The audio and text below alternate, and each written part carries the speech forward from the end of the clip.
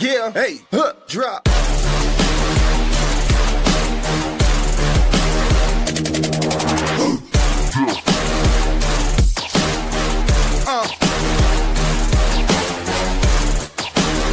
Prime Coverage Sports Network.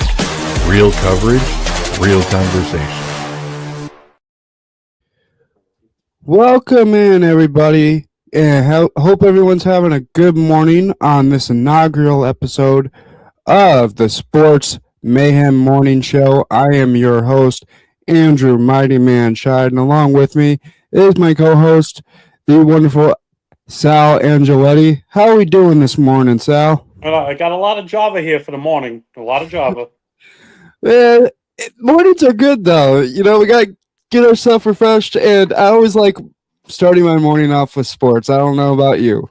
All right, let me ask you a question. Are you a little bit, you know, that we set the clocks forward an hour? Supposedly they're going to be voting on if they're going to continue like that, but I don't know. Does a time difference sort of put like a different, I guess, light on everything? If you get it. Maybe a little bit. I know it affected me yesterday because I was working a Windy City Bulls basketball game, and like, yeah, how'd that go? By the way, it went really well from the standpoint of I had a lot of fun. You know, it did go well to the standpoint of they ended up losing by 37, but you know that's NBA G League for you. Well, you know what? It's like getting your foot in the door because, like I always said, you know, things in life happen for a reason. And I always said it on my Talking Baseball show. The two biggest probably words in life or in the sports world are what if. Right. And we could go on and on and on. World Baseball Classic is getting a lot of views. I noticed a lot of fans in the seats. USA yesterday would have come back. They were down 1-0. They had tied it up in the bottom of the fifth. They came to life with Kyle Schwarber hitting a Schwarber bomb out of Houston. We got a problem ballpark out there, and they did the whole train thing. And I'm like, maybe they're stealing signs from that train again, like they did in 2017. But you know, it's been a good series. It looks like Aaron Judge didn't lose a step in his swing. He had a home run the other night. Last night, he hit a line drive, which was about 110 off his bat to left field, and he broke one of the panels on the scoreboards. So the U.S. is up to they're 2-0. Right. A couple of teams got knocked out already. Right, and you know, Great Britain surprised me with that, with having Jazz Chisholm. I mean, they had some major league talent on their roster. They're not stacked like the Dominican Republic. Let's be completely honest, which I'm upset. Yesterday, they took down my second country in the Netherlands, scored like 12-1. That was not fun to see. But speaking of the Netherlands, Sal, I want to get to this really quick. They made WBC history with the win against Nicaragua. Okay. Ozzie Albies hit the first walk-off homer in WBC history for the Netherlands. And that blows my mind because this event has been going on for so long. How has there not been a walk-off homer yet? Yeah, right. And it's funny, I saw two ex-Yankees going at it in Sir D.D. Gregorius, once a former Yankee, then went to the Phillies. I don't think he plays in the MLB anymore, but he went one-on-one with another former Yankee pitcher. I can't think of the guy's name offhand. Yeah, I can't either. He's with the Vegas A's now, the starter. Okay, yeah, I know who you're talking about, but I can't think of his name. And then DD looks like he could still power the ball, so the Yankees get on board, sign this guy again. Yeah, really. I mean, When yesterday when they were taking on the Dominican Republic, and there was a lot of circulation about that because you had two Hall of Famers managerial going up against each other in Albert Pujols and Andrew Jones. So that was nice to see in that I matchup for like the Netherlands and Dominican Republic yesterday. also Clayton Kershaw, uh, who baseball will miss. Another great lefty pitcher, good southpaw. Another one with over 3,000 strikeouts in his career, walking away from the game. Been a Dodger through and through. Like we were talking about on the teaser show, and how many crafty lefties were out there. And I guess the only big name, I mean, Tanner Skubal from the Tigers is going to be a phenom to watch. And the Dodgers, the Tigers need to lock him up before the Dodgers grab him. But the Tigers need to lock that boy up long term.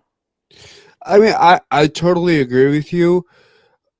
The one thing that I think this classic is showing me is how many guys are already at full regular season form. Aaron Yeah. Judge being one of them. Yeah. And You so know, is Kyle. And so is Kyle Schwarber. I mean, when he was when he came to the Phillies and he was being the leadoff hitter, I said, "Hold on a minute. He's got a good eye at the plate. Not your typical leadoff guy where you can bunt or just hit a single and steal a base and all that other stuff going on." But you never know. But from what I seen last year, he dropped some weight, changed his batting stance. He looks a little more comfortable than he did in the last few years.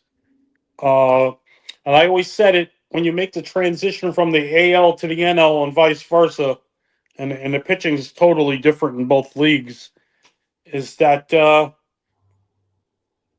it's a different game, and you got to learn the ways of hitting in both leagues. And the thing I miss about true baseball, like I said, is that typical leadoff hitter who can bunt, who can work the count, who can get on base and steal. You're not going to see anybody in another lifetime break Ricky Henderson's stolen base record. Or no, not this lifetime. And honestly, I think that's no, a record that's going to stand for a lifetime. I well, mean, yeah, there's a lot of records that are going to be out there a lifetime. You're not going to see over 2,600 straight games like Cal Ripken, the stolen base record, Joe DiMaggio's 56-game hit streak, or whatever these streaks are, and Pete Rose, his over 4,000 hits. You're not gonna we're not going to see it. I don't know if the younger generation's ever going to see that, because the game has changed quite a bit over the years. So, talking about the World Baseball Classic, here's some updates. Israel is winning 1-0. okay. Which is good for me to know that's the next team the Netherlands plays on Tuesday. Yes, and who are they playing tonight? They NCA. played They're playing NCA tonight. Okay. And it is the top of the fifth. We have one out in first and second for the top of the fifth here. Also, at the end of one, Panama and Canada, no score. Mexico is also in the top of the first, no score. Japan won today 4-3. Cuba won 7-4. Dominican 12-1. They threw in the towel. Italy won another game. 7-4 over Great Britain. So Italy and the US are, I think, 2-0. Yeah, and I think so is the Dominican Republic. I think are now 3-0, which a lot of people are saying the Dominican Republic is the favorite to win the World Baseball Classic this year. Albert Pujols has gone so far as to call this a dream team, and he says he does not throw that around lightly. What are your thoughts on that, Sal? Well, Italy's got a good team as well. It was Luis Severino. That was the pitcher. As I'm looking at the stats here. Juan Soto. Here's a guy, like I said to you on the teaser show. I don't think anybody is worth that money. He made a botch in left field already. The Mets are moving him to left field, which I believe is more ground to cover than right. Uh, he's not that fast, I think, in the outfield. Let's put it this way. I'll compare him to Mike Piazza. Okay. All right. Mike Okay. Piazza was not that great of a defensive catcher, but he can hit the tar out of the ball. Oh, for sure. And I think that's the same here.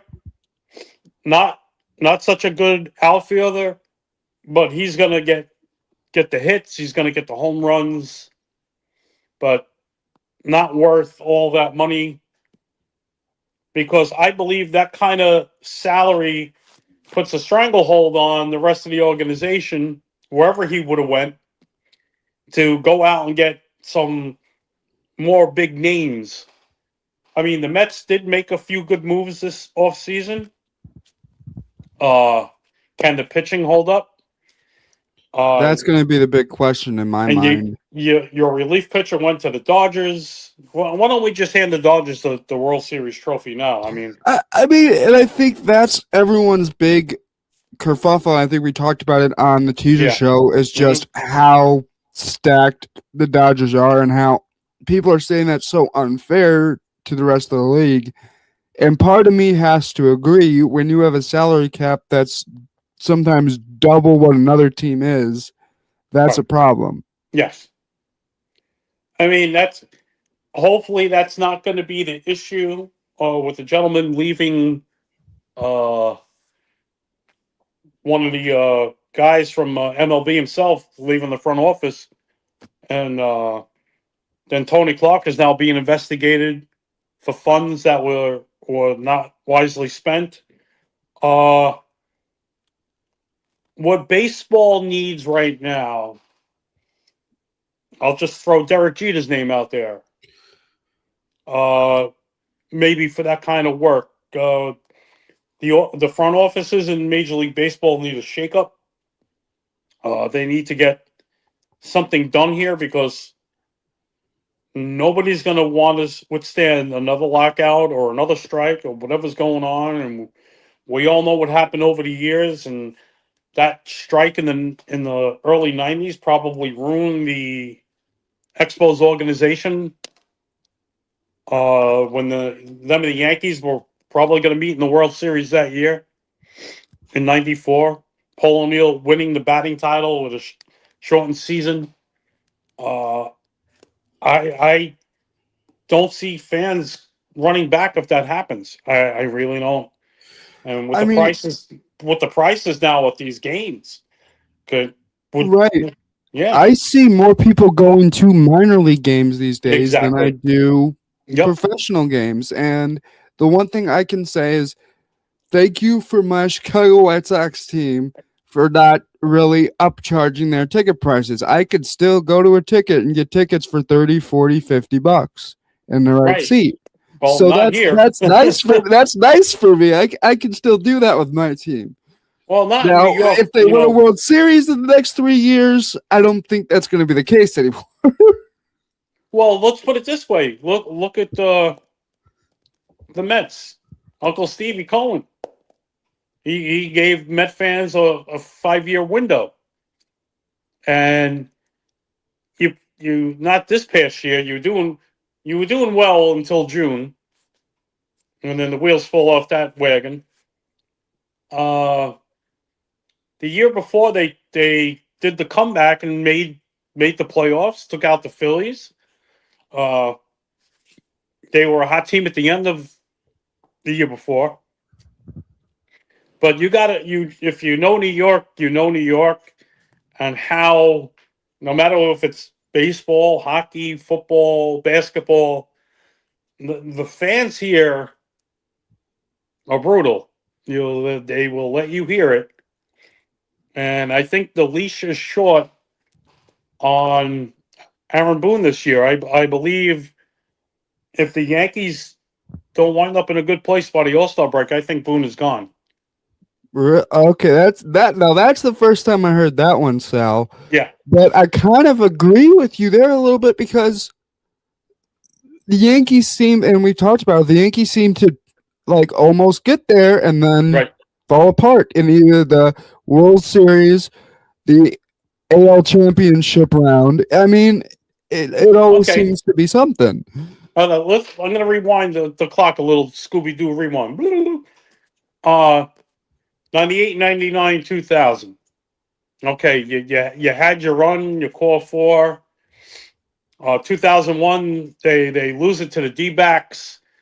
If you watch the last inning and how Arizona won, if Derek Jeter was in his position, instead of having that infield halfway, I think he catches that. That's a lazy fly ball that lands where his normal position was. 2002, if I'm not mistaken, correct me if I'm wrong, I think that was the series in Cleveland with the whole mosquito bit with Jabba Chamberlain when they never stopped the game.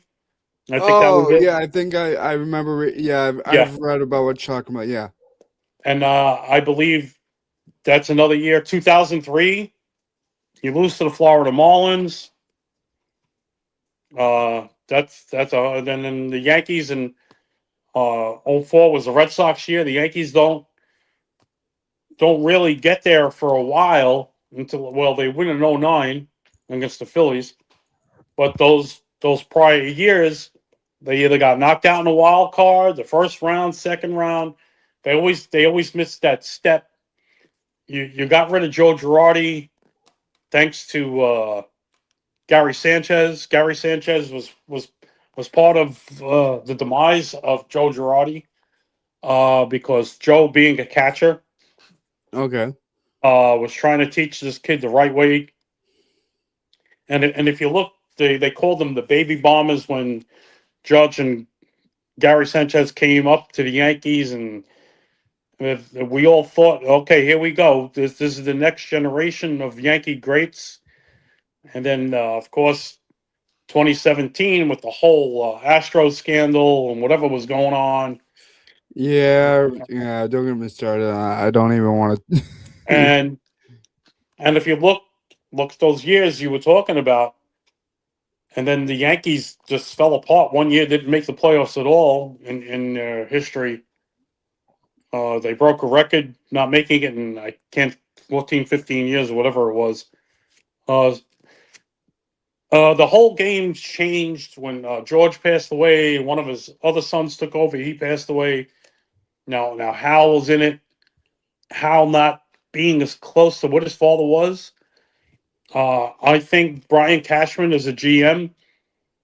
They need to change the organization from the top down. And it's all going to Right. start in the front office.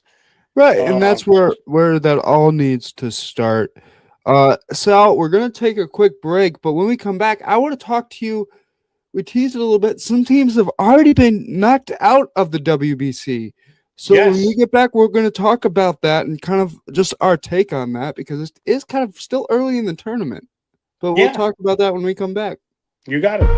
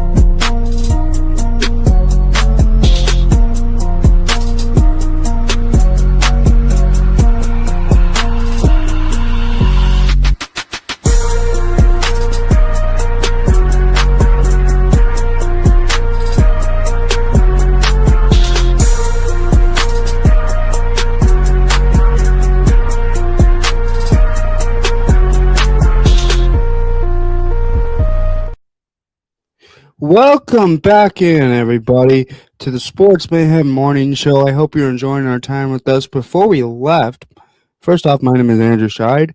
That is Sal Angeletti. Happy to be here with you. Before we left, we were talking about the World Baseball Classic, and some countries have already been eliminated. Now, we haven't even made it through pool play, and teams have been eliminated. We said it. I think Nicaragua hasn't won a game yet. Great Britain, I think, has already been eliminated. Chez has been eliminated. Great Britain, Colombia. Okay. Brazil is 0-2. Panama is 0-2. Israel's 0-1, but they're still playing. Nicaragua's 0-2. I mean, there's a lot of teams. I think that shows that baseball has spread, but maybe not every country. It's maybe not their primary sport, is the way I like to put it. Okay, we got Puerto Rico and Cuba in the A pool in San Juan are both 2-0. Canada is 1-0. And followed by Panama and Colombia, who 0-2 and 0 with 0-3. In the Pool B side, Italy and USA are both 2-0, both undefeated. Mexico's 1-0, with Brazil and Great Britain being 0-2 and 0-3. Pool C in Tokyo, of course, Japan is 3-0. Australia's 2-1. Chinese Taipei is 2-2, followed by Korea at 1-2, and Ches is 0-3. Like we were talking about, Dominican Republic is 2-0, along with Venezuela, and then followed by Netherlands is 1-2, Israel 0-1, and Nicaragua 0-2. Yeah, and like we were talking about at the beginning of the show, Netherlands kind of just took the sails out of Nicaragua a couple days ago now, Right? Because this is now Friday morning, and that makes me feel happy. I know my grandfather up in heaven, he was dancing, he was happy to see that. What does it mean to a country to get eliminated this early?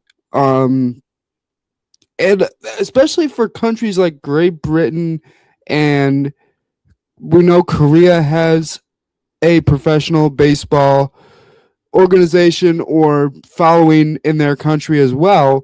So what does that mean for countries like that have played baseball and actually know the sport and know how to play it and do it well at some levels? Let me tell you something. If you folks have watched any of it and how the crowds are in Japan at the Tokyo Dome, with the Dominican Republic and Colombia and all those ball players, Puerto Rico, these ball players get a chance after the season's over to go back to their countries and continuously play and work on their craft. And this is like a step for the guys who are starting to come up. You know, there's a lot of minor league ball players in the mix as well. Some Yankee minor leaguers from out in Somerset Patriots. Some guys here in Jersey with the Jersey Shore Blue Claws. So they're from around the area. And as before we got on the air, we got Korea and Australia played at 6 a.m. Dominican and Israel going at 12 noon, along with Colombia and Panama. 1 o'clock game of Brazil and Great Britain at 1. And you got Cuba and Puerto Rico at 7, along with Venezuela and Nicaragua. And then Mexico and the U.S. at 8 o'clock. That is on Fox. So I'm curious what the ratings are on TV for this, because, of course, then USA Baseball with Mexico on Fox will be butting heads with Monday Night Raw, which is on Netflix at the same time. So we'll see how those ratings work out. Right. And one thing I want to ask you, and I forgot to ask you earlier, and it's kind of the last World Baseball Classic, but the first game for the U.S. against Brazil, Aaron Judge, in the second inning, Brazil put out a pitcher who is in high school, 17 years old. Yeah. In high school.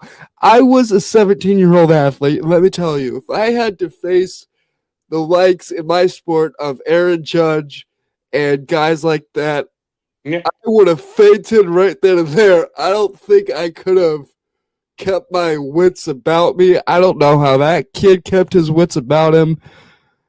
I mean, but just what an experience for a kid like that. You know? Uh-huh.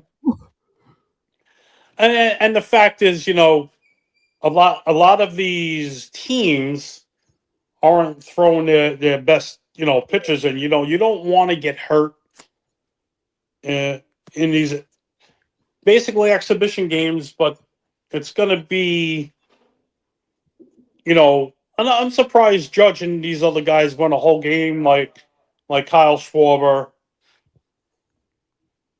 and Judge himself. I'm just looking up something. No, you're good. One thing I could say is this tournament has started it just in pool play and being really excited. We already know with Japan being 3-0, they've clinched a quarterfinal spot already. Think they were the first team to clinch a quarterfinal spot. But yeah, I mean, it's just been exciting play out of the WBC to start in pool play, and I'm excited to see what else these teams do going forward and what else these countries can do. Because, like they always say, it's not that you're just playing for a team, but you're representing your country as well, which puts a lot more onto it and stuff like that. So we'll just have to see if, for some of these younger guys, does that pressure start to build as the tournament progresses?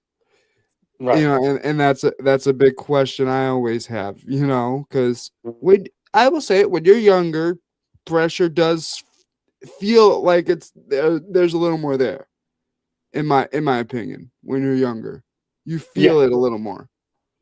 Right. That was just my take on it. And these countries getting knocked out early is just, I always look at it as someone's got to get knocked out early, right? You don't want it to be you, but there's always going to be somebody. Yeah. That's just my whole thing on it. One thing, shifting sports and shifting gears, Sal, we had some big news, a lot of news out of the NFL these past couple days. I think the biggest one for me, the Max Crosby deal has happened. It has happened. The country can stop talking about it. He has been dealt. It is done. He is no longer hanging out there. Where has he gone? He has gone to the Baltimore Ravens, of all places. Now, that's not a place I would have thought, Sal. That wasn't even on my radar. Let me tell you something.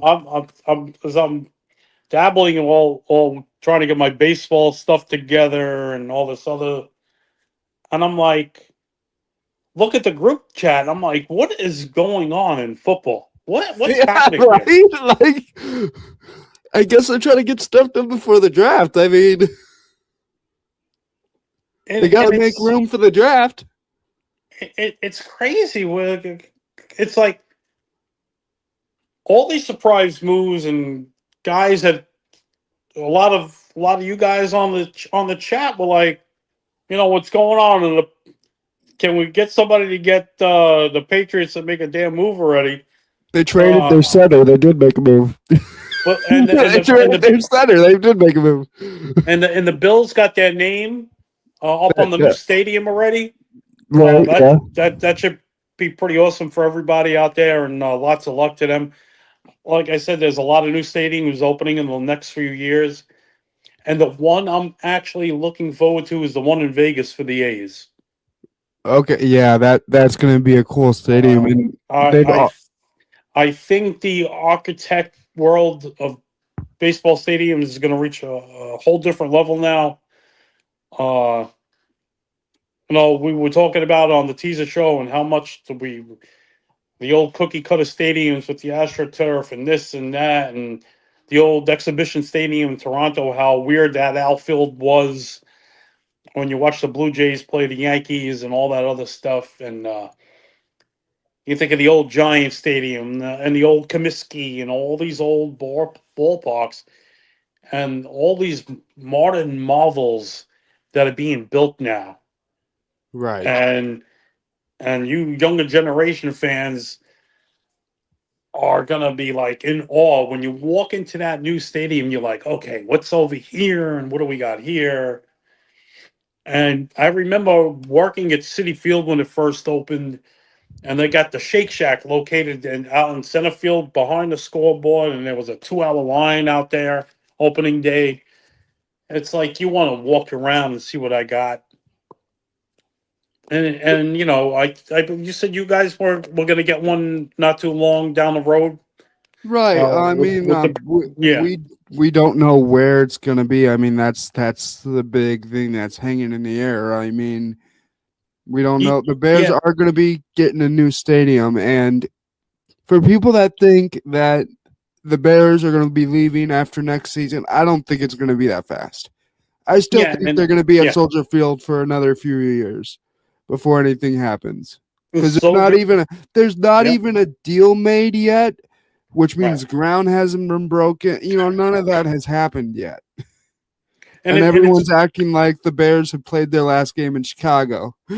now look what happened to the Rays. Okay, that's probably the worst stadium in baseball. Oh, Last okay. I season, don't like it. last season they played at George M. Steinbrenner Field, the spring training facility of the Yankees, all their home games. Now they Right. are back home, and they did a lot of work in that ballpark. There's a new field, they got a new roof, and they also got approved for a new stadium finally. But they're going to be sharing it in the college out there. I forgot what the name of the college is, but they got the approval finally. But why is it taking so long? And the shape where the Oakland Coliseum was, and all the horror stories you heard about that over the years during broadcast, and how the dugouts got flooded and the sewage system and this drainage was bad. Why did it take an organization that long to figure something out? This is what I don't get. When you're putting players' uh, uh, welfare on the line, the fans, and let me tell you something. I'm glad the Commanders, Redskins, whatever you want to call them, are Yeah. finally getting a new stadium, because that other stadium was Right. terrible. And Terrible. let's be honest. That's not the Washington's first stadium. That Right. stadium they're in now is a rebuild. Right. You know, Uh, and the Nationals played ball there before they got their own stadium, which were back in the day the Washington Senators of baseball, and they moved to Minnesota, and so on and so on. Whoever, there was so many name changes in baseball. Like I was telling you, I was starting to write a book, and just learned that the Yankees were the original Baltimore Orioles before 1903, before they actually became the New York Highlanders, which okay. was later on they became the Yankees. But that was a team in Baltimore, was a defunct team, and that's when they came this way to New York. But like you were saying, where do the Bears go now? Do we go to a different city? Are we still going to be called the Bears? I would believe so, because the Jets and Giants do play in Jersey, and they're still dubbed New York. Yeah, I mean, and that's the whole thing that I'm And so is getting at. Buffalo, and everybody forgets the Bills and the Buffalo Sabres are a New York team. So they're Yeah, like the land of misfit toys of the New York teams, but it's still New York. yeah, and to be honest, being that third team that no one thinks about as being a New York team, in my mind, they'll go, "Oh, that's Buffalo," but they don't. A lot of people won't connect it to New York, Right. and they have a really incredible fan base for being that type of team. The Bills Mafia. Just set a picnic table on fire and just dive right through it, man. I don't even know which fan started that, where that started, but in my opinion, has to be one of the best fan celebrations in the NFL. Let's be honest.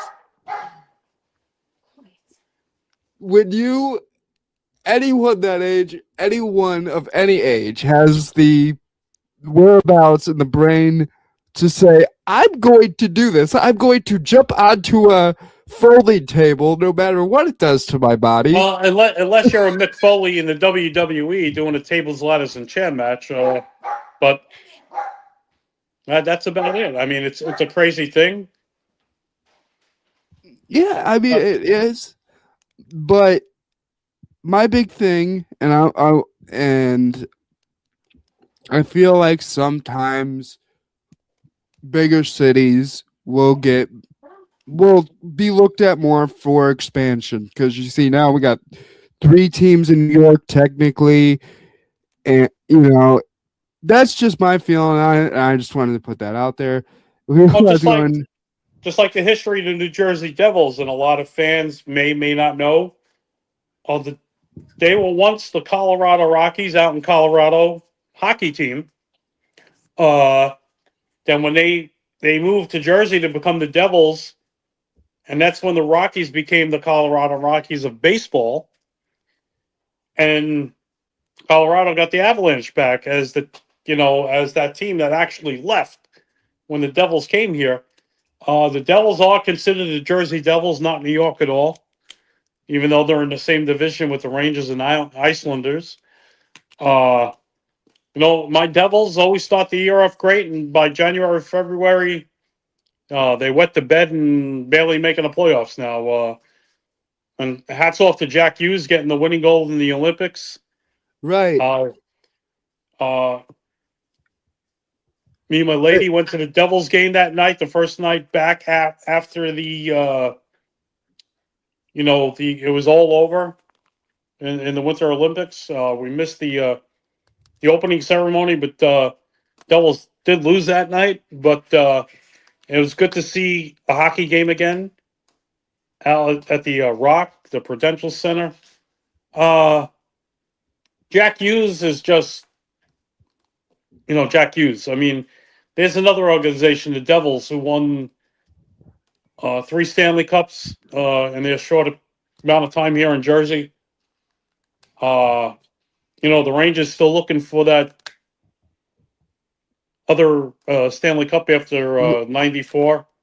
Right. And Sal, I actually wanted to take a short break and we could talk NHL at the back end of this, because I have some questions for you, because a lot has been happening in the NHL because we're at the final push for the Stanley Cup.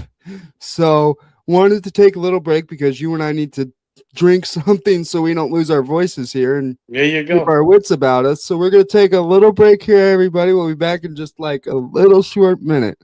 See you after this quick break.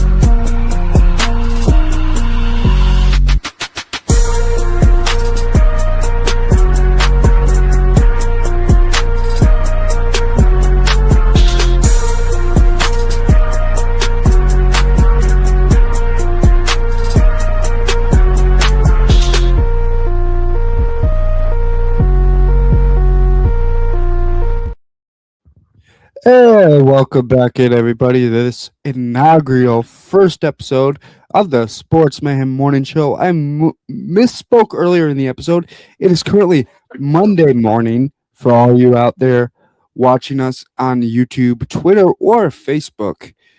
And Sal, before we left, we were talking NHL, and sorry I cut you off, but I wanted to take a little break and come back and talk about this a little more because we are on the final push to the Stanley Cup. And I have to admit, coming from Chicago as a kid, I was kind of spoiled with that little 2010s dynasty here in Chicago. I was a little spoiled, and we've kind of fallen out of prominence since then. But Connor Bedard has kind of brought us, back up there, and he's now said he's ready to become the leader of this team. And being on his third year in the league, I think he's about there too, in my opinion. He's had ample time to learn. Yeah. I'm looking at the standings now, and your team, man, they've always been up there. Here's another sport that can change overnight when any team. Right. As I'm looking at the standings, the Tampa Bay Lightning are always up there. They're in first place. They're tied in points with the Buffalo Sabres. The Canadians are up there, 78 points, followed by Detroit, Boston, the Senators, Panthers, and then the Leafs. In the Metropolitan Division, they changed all the divisions. You know that. Oh, yeah. The Hurricanes, Alice, the Hurricanes are 40 and 17. They got 86 points, followed by the New York Islanders, or in the sports world, we call them the Icelanders, at 77 points. My Devils are way down at the bottom with the Rangers with 66 points, my Devils. And then your Western Division, let me tell you something. Here is the Golden Knights. We're an expansion team, right? Right. And they've always made the playoffs every year, and they won a cup. And they're about tied or a point behind the Ducks. Okay. Anaheim is 73 points. The Golden Knights are at 72. Followed by the Oilers, the Kraken, Sharks, Kings, Flames, and the Canucks. Yeah, I mean, I have to admit, I haven't been following much of NHL this year. And I have to admit, I catch a game when I can, because a lot of these, you don't get to catch every game for every team. So it's, unless, so I catch what I can out there. And, yeah, I mean, a lot of these teams, I mean, it's been a close battle all year, and that's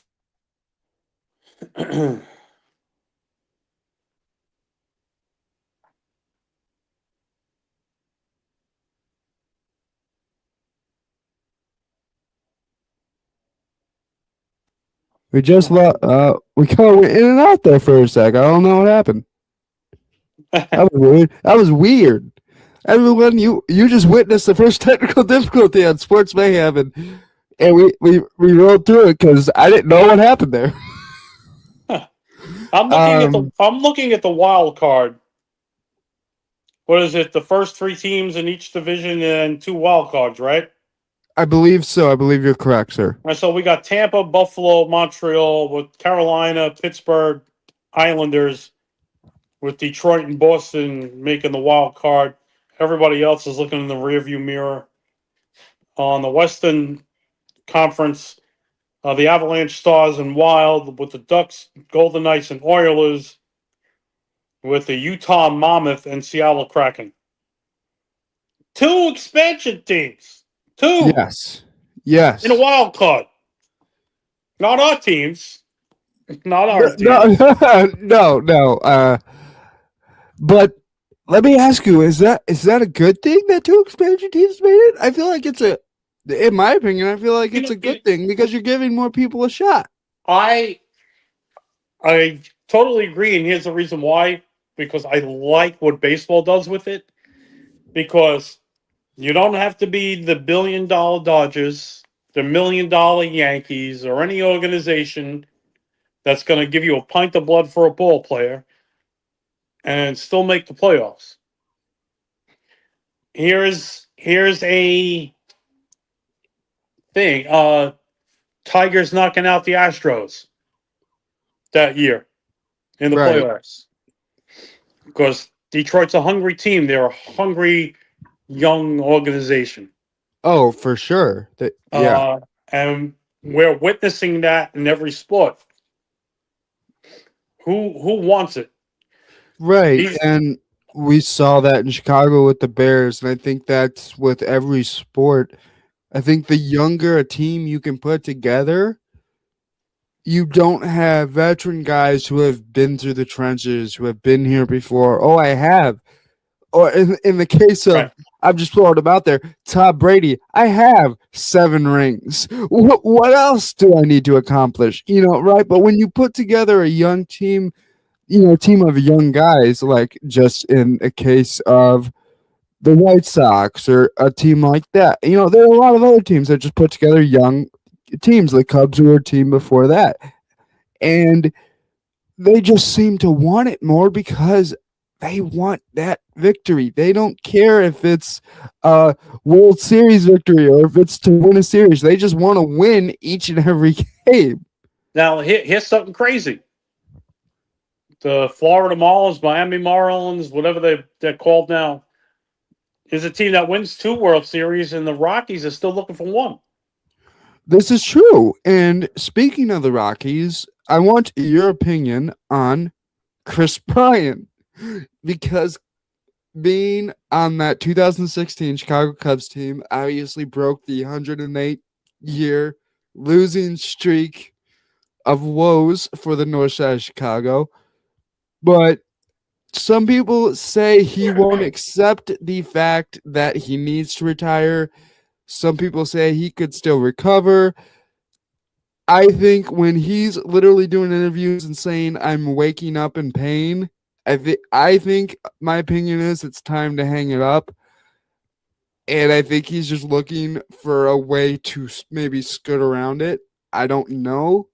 I was just looking for your thoughts on that. How old is he now? I believe he's in his 30s. He's up there. He's not a young guy in his 20s anymore. And what was his injury again?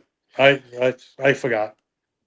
It was something with his back, and I'm looking it up right now. Okay, now believe. you just hit the key word. I'm going to throw 2 other guys out there: Don Mattingly, David Wright. Also, Mike Trout. Right. Now Mattingly with the back problems probably killed his Hall of Fame chances. I'd agree there because he was a Hall of Fame caliber player before his back problems. David Wright, same back issues as Don Mattingly. Does Mike Trout, who I feel bad for, without a doubt one of the best in baseball. He stayed true to his team, where he could have just left the organization who hasn't made the playoffs in the last 12 years, since 2014. Like I said, he stayed true to his Angels. He could have went anywhere after that, being he grew up here in Jersey. He could have went to the Yankees. Imagine if that would have, like I said, what if? That would have been a crazy outfield. Yeah. And it's like everyone always says, what if the Bears drafted Patrick Mahomes? They would have been so much better. I don't believe that, because I don't believe if the Bears drafted him, he would have become the quarterback he is. But anyway. We would never know. Yeah, we would never know. Now, Chris Bryant, he could probably, all right, you want to play, you're going to be an everyday DH now, and that's what I like, why the National League did that. Yeah, because my mom always says, I hate it because it takes strategy out of the hands of the manager. Not really. Which I get where she's kind of coming from, but again, like you said, not really, because you're saving your top pitcher. Say you're my top pitcher, like Tanik Skubal. Let's throw him out there. He's batting as a pitcher now because he's a pitcher. You hit Right. it, you bunt it down the line. Now I want to beat it out. Now you tweak a muscle, a hamstring, something's wrong. Now you're out. Now there goes my top pitcher. Now what do I do? Now I got to scramble, move my rotation around, bring up a kid from AAA. I got to do something now. Do I make my middle relief guy come in as a number 5 starter, or do I do so? I got to do something, and that's why I like it. Right. I mean, and that's the big thing with it. And I think that that's one thing that baseball has that can save them from injuries that sports like hockey, football, and that Oh, don't. now speaking of which, look at football. We grew up, we played tackle when it snowed in the streets of Brooklyn where I live, without equipment. Oh, I And played tackle without equipment too. Now My I'm mom hates me seeing. for it, but I did it. Now lately, I've been seeing flags on the play. Hitting a quarterback a certain way, you're getting a flag. Yeah. What are we playing football or not playing football? This is true, and I always say this. In Chicago, we always, have pride in our '85 Bears, right? But Right. I always say this: if you were to take the '85 Bears defense and implanted them in today's game, they would get penalized left, right, and through the roof. Oh, what about the Giants when they broke Joe Theismann's leg? This is true, but Lawrence Taylor? Lawrence Yep. felt bad from the second he did that, and you saw and- that on the broadcast. And we witnessed that on TV. I believe, was that Monday Night Football? I believe that was Monday Night Football because I've Yeah. seen that clip over and over again. And out there, if you have, for anyone young out there that has not seen that clip, go look up Joe Theismann, Lawrence Taylor broken leg, and you'll see what we're talking about. The rules have changed in every sport, not just baseball, football as well, hockey as well. I think the NBA has become a show where they don't call traveling as much. They want to see the guys dunk the ball. They want to see LeBron spin like a ballerina and then slam the ball. Thank you for saying that. LeBron James is a ballerina, in my opinion. That's just me. It's a sport. Get the ghost runner off of second base, please. Stop the pitch count. Stop the clock. Pitch count is ruining all these pitchers' arms at a young age getting Tommy John surgery. Okay. Hockey used to go to chase the puck in order for it to be called icing. Now if it passes the goaltender and hits the wall, it's icing. Hockey still hits. Football has changed hitting and tackling. We're getting paid to hit. We're getting paid to look in the Super Bowl what just happened and how they were hitting these quarterbacks. But manhandling these guys like it was nothing. Let's if this is what I'm going to school for in high school and in college, and I want to make the NFL, this is the game I'm playing. This is what I was taught. This is what I watched. Right. Not like, oh, what are we gonna do? Grab the handkerchief out of the guy's back pocket and call it a tackle next? I mean, I don't know what's going on, and I see, and I'll just say it. This last NFL season, in my opinion, the reffing was really subpar. It was horrible, in my opinion. There were a lot of bad calls throughout the entire league, not just in my respect, but throughout the whole league. There were a lot of bad calls, And not just in football and baseball as well. Why, as you and I, as a player and a manager, get thrown out of a game or get suspended for arguing balls and strikes, where an umpire in baseball doesn't get penalized for making bad calls on the field? And here's my example. Your man in Chicago losing his no-hitter on that save call when he was out. Changes the whole perspective of the game now. Yeah, and you were talking about the umpires, and basically, in my opinion, how touchy they are, because umpires are touchy. They go to school, and they go to school for it. But here's it harkens back, not a memory, but something I've seen, liking sports history. But Steve McMichael was doing the 7th inning stretch at a Chicago Cubs game. Mm-hmm. And I believe that it was Angel Hernandez calling the game behind the plate. Oh. And when McMichael was up in the booth, he said something of how bad Hernandez was calling the game. And Hernandez had McMichael thrown out of the ballpark. And in what world should an umpire have that type of power? Let me tell you something. There's one guy I dislike, and thank God he's not in the MLB anymore, is Joe Buck.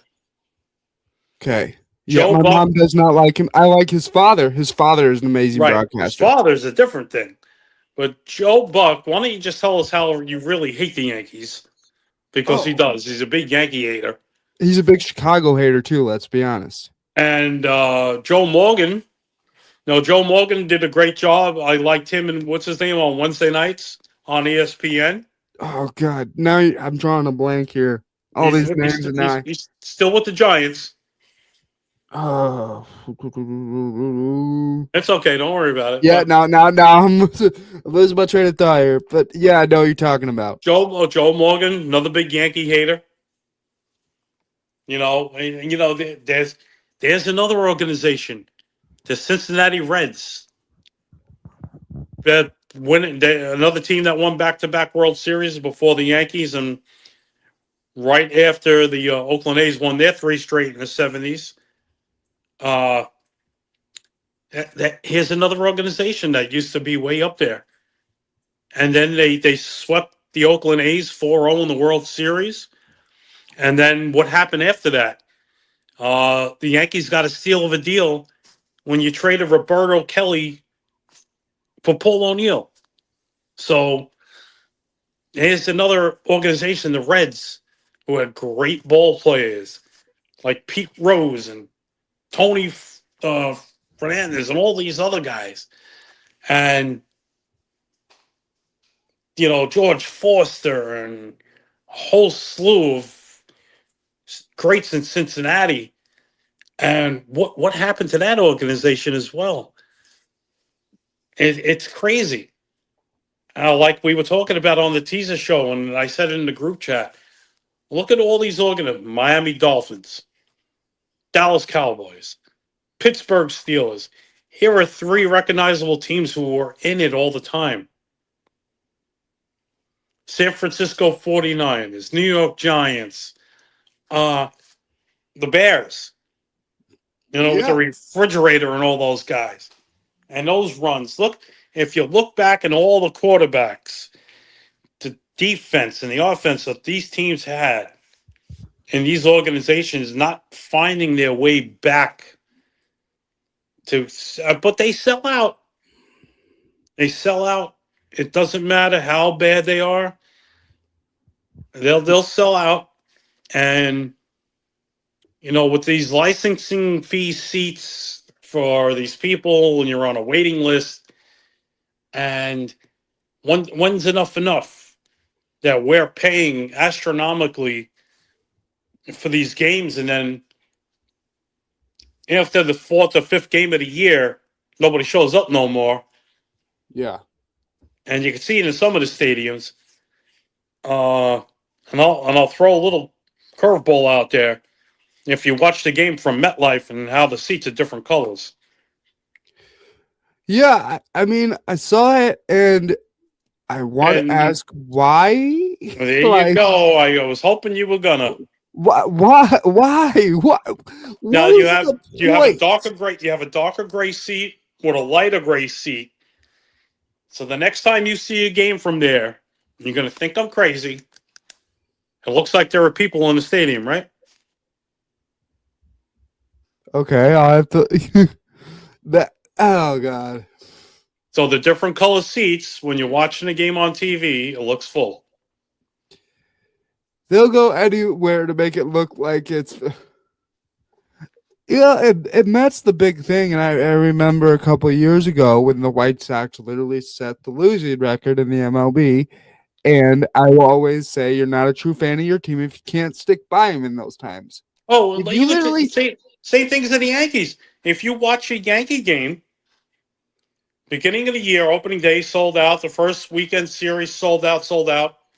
And then if you noticed, when they used to show the games on Channel 11 on PIX at the old Yankee Stadium, during the weekday, they wouldn't sell anything past the outfield, up the upper deck of the foul poles. Anything on the corners, they wouldn't sell because they want to keep the crowd condensed.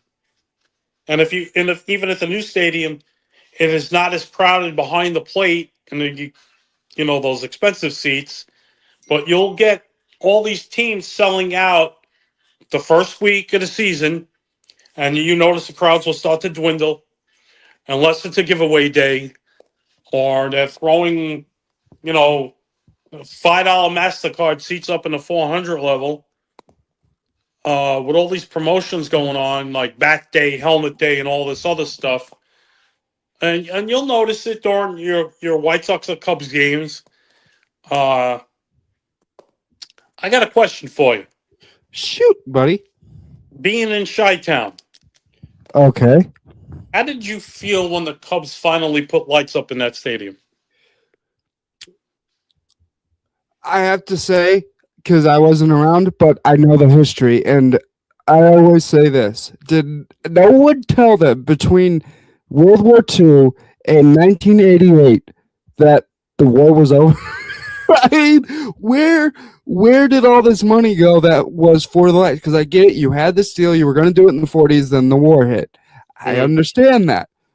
But there was 40 years in between there that nothing happened. So that's just how I feel about it. And let's remember that first game under the lights was not an official ball game because it got rained out. So that first 8-8 of 88 was actually 8-9 of 88 was the first official game under the lights. So that's just a little piece of Chicago history for those that don't know. Sal, you are actually only going to be with me for the first hour this morning. But Yes. Next Friday, we're going to be back together for the full 2 hours for Friday's show. I would like to thank you for being here. Anything you want to say before you hop off? Yes. Fans of any team, support your teams no matter how bad they are. We get it. Yep. We do pay. And with all the TV rights now and showing on Amazon, I think it's ridiculous. But let your voices be heard to your organizations that you want to change and you want to see a winning team on the field. And don't hesitate to do it. We're loud here in New York. Be loud. Whatever team you root for, you will be heard. You will be heard. Thank you, Sal. Andrew, again, it was always a pleasure. Thank you so much. Thank you for being here this morning for the Sports Mayhem Morning Show. I need my more co-host, coffee. As always. The birds are chirping. Me too. Even though I'm not fully awake yet. But All thank right, you brother. for being with us, Sal. And Thank you. we'll I see you appreciate it. Friday. You got it. All right, everybody. We are bringing in a guest co-host for the last hour here of the inaugural episode of the Sports Mayhem Morning Show. I would like to give a welcome to Sean. Hey, Sean, how are we doing today? How you doing, man? Good to be here. Always good to see you. I've watched your show a lot. I really like it. It's a good show, and you really do go with that lockdown coverage podcast. It's really good. And for those who haven't seen it, please check it out. Can you tell people when that's on here on Prime Coverage Sports Network? Absolutely. So we air our shows every Tuesday night, 7 o'clock Central Time. Normally, you can find the link on Facebook, X, or Instagram, wherever we put it. We talk about everything football. And getting back to what Sal just said before he went off the air, definitely support your teams. And it's not the easiest to do, especially when you're here in Minnesota, of all places. Right. And, you and I are like Chicago, Minnesota, so we're still trying to fight through all this cold weather. And so is Sal in New York. But we're finally breaking through the precipice, as I call it. We're almost there in spring. We just switched our clocks over, so I'm still kind of getting used to that. Sean, we've been talking about it a lot in the group chat. There's been a lot of NFL moves in the past couple days. The big one being Max Crosby, and you're the one that actually broke that I think it was you, that it wasn't coming to Chicago, that he was going to Baltimore, and we talked about it earlier. I was not expecting Baltimore, of all places. That I was not expecting. It was, yeah.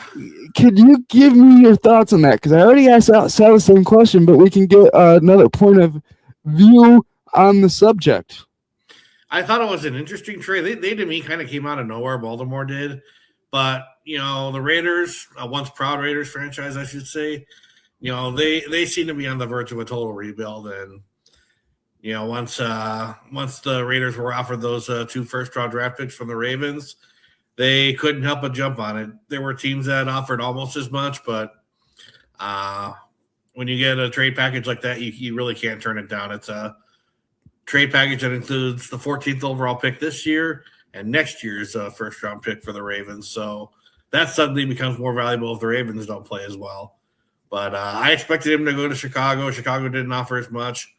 But, now he's a Raven. And, I think they gave up a little too much for him. But, that's why I'm not an NFL GM. Yeah. Speaking of giving up too much, because honestly, now being a Chicago fan, I'm okay with this. But I feel like they gave up too much. DJ Moore getting traded to the Buffalo Bills.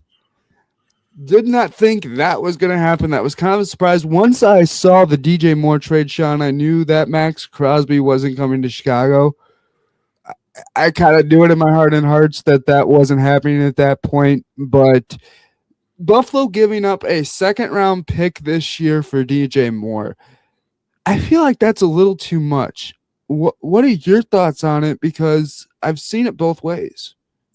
Well, clearly they wanted an established target for Josh Allen because, well, as good as they were this last year, it was almost a no-name receiving core. Not really anybody that jumps off the page at you when you look at that roster that they had up and down. Their season ended far earlier than I thought it would. That heartbreaker in Denver in the divisional round, but now they now have a trusty wideout. I maybe would have dished a third or fourth round pick personally. Second round's a little bit too much. So the Bills got a receiver they needed, but yeah, I don't know. I thought maybe a second round pick was a little too much for that. Yeah, and here's why I say it. Yeah, DJ Moore, and I'm a Chicago fan. Okay, so I watched him the past few years here in Chicago, a couple of years, and this year he had his lowest career numbers this season. And because, did he have great catches at times where it meant something? Yes, he has the moment of the year this year with that catch against Green Bay in overtime. We'll always remember that as a Chicago fan. But he also had a lot of miscues and a lot of drops that were right in his breadbasket that you expect a guy like DJ Moore to catch. So I think the Bears made the right move. I think they got a little more than they were expecting for him, to be honest. And I think it was just ready for the Bears and DJ Moore to part ways, and that's just my opinion. Well, a good return for him, like you said. But it's also a time right now where Caleb Williams is really starting to come into his own. He was much better this year than he was the year before. You need a trusty wideout target, and I guess DJ Moore was never going to be that guy going forward because you mentioned the inconsistencies, that he had this last season. Yeah, and dare I say he's not essential to the Bears like he once was. When they were able to pick up wide receivers like Luther Burden, Roma Doomsday, and you still got tight ends like Colston Loveland, Cole Kmet, Durham Smythe. I mean, these are really good targets that Caleb Williams can throw to, and I don't really think that DJ Moore was that much of an essential piece to the Chicago Bears offense. Well, clearly he wasn't. The Bears, to me, I've known over the years of throwing more to tight ends anyway, so maybe they'll target another guy, maybe one who's cheaper, but it was clear he wasn't part of their future plans when this trade broke. Right. Now, one thing, sticking with the NFL, I want to ask you, because There's been some rumors about it. I've heard a lot of back and forth about it. The Philadelphia Eagles got knocked out really early in the playoffs this year, coming off of a Super Bowl victory. And we've heard that there might be some turmoil in that locker room where things might not be meshing. Do you think it's a player issue? Do you think it's a front office? Would you think it's a coaching issue? Because they really did kind of not really fall apart this year, but I mean, they got demolished by the Bears and got beat on plays that Philadelphia designed, the tush push being one of them. Well, and now that's going to be the reason the tush push isn't going to be so universally pushed to be banned anymore. Philly was just not the team they were when they won the Super Bowl the year before. They were marred with inconsistency. I don't think that highly of their coaching staff. Their new offensive coordinator, for instance, is now a guy who was a Vikings quarterback as recently as just a few years ago. The turmoil with A.J. Brown, I don't know what's going to happen to him just yet. It may be a combination of everything. Again, their coaching staff, I don't think, is the best of the league. They didn't overwhelm you on offense like they did during their Super Bowl run. They didn't run the ball, I think, as much as they should have. Brown didn't get too many targets. So I think it's a combination of everything. But that's still a pretty weak division as it stands. So until somebody stands up to Philly, it's still their division to lose. And that's still right. It's just right. When I heard you wanted to come on here, Sean, and I got really excited because I get to talk football, and I love NFL football even in the offseason. And we've been talking about it a lot. One thing that struck me in the past week or so, a big one, was the Raiders also letting go of Geno Smith. Now, that does not surprise me when they have parted ways with Pete Carroll, now that I think about it. Because that was kind of that duo that they had in Seattle. They tried it in Vegas, and it really didn't work out at all. I mean, I thought Pete Carroll coming to Vegas, he was going to do a little better. Apparently, I was dead wrong. What were your thoughts on the dumpster fire of the Las Vegas Raiders season, as I like to put it, because it was not good? You saw what he did in Seattle. That's the product of a good environment, a good coaching staff. Then all of a sudden he's on the Raiders a year later and it doesn't go well at all. So that just goes to show you it's not always the quarterback's fault. Sometimes it's the environment around you. Sometimes it's how you're coached. But Smith, he does have some good football left in him, but he's also a longtime veteran of this league. It's not like he's a rookie anymore. So he'll have a market. I don't know if he'll command as much. I know the Vikings have some interest in him. It's Smith. It's maybe a little bit of interest in Kirk Cousins, I heard. But I think they want Kyler Murray more than anything else. And, he's the youngest, obviously, in that group. And he does have some upside. Fits in the scheme of this offense. So it's going to be interesting to see what happens. But, no, it's not surprising to me that they're letting him go. They want to start over with the Raiders. And that's the reason they traded Crosby in the first place, that big return. It's going to help them with that do-over.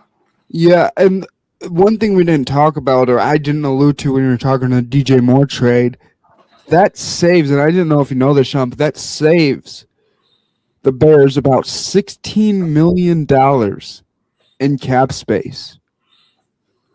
that means a lot going into the draft, wouldn't you say? Oh, absolutely.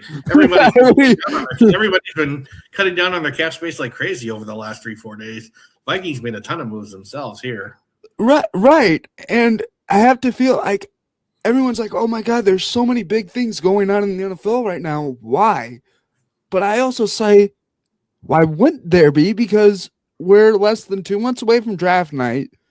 Everyone wants to free up their cap space so they can do as much as they need to or can on draft night. Well, when they free up that much cap space, they might not be done signing free agency deals, but rookie contracts, they're not the same as they once was. It's going to be interesting to see what happens on draft night. I know, the Raiders are obviously going to pick Mendoza first. That's kind of a foregone conclusion. I was about to say it was like Caleb Williams with the Bears 2 years ago. I mean, you knew where he was going, and it was just like, Okay, Goodell, say the name. We know you're gonna say it. Yep, indeed. And regarding Williams, I was proven wrong about him. He's the answer in Chicago. I mean, it's I not think so too. It's not like I've thought highly of the Bears over the years. I mean, they're a team that's historically known for defense. I always like to call the Bears the Chicago Cubs of the NFL, the lovable losers that have a fan base that's worldwide because they were one of the first teams of the NFL. Right. Would you excuse me a moment? Yeah. Sorry, 1 second. No, let's give you a topic to discuss with everybody else while I'm not here. Actually, Sean, we could take a quick break and then come back in about 1:30 if you would like. Sure. Let's take a quick break, everyone, and we'll come back. We'll continue talking NFL and maybe get into some other sports with Sean as well. Yeah, absolutely.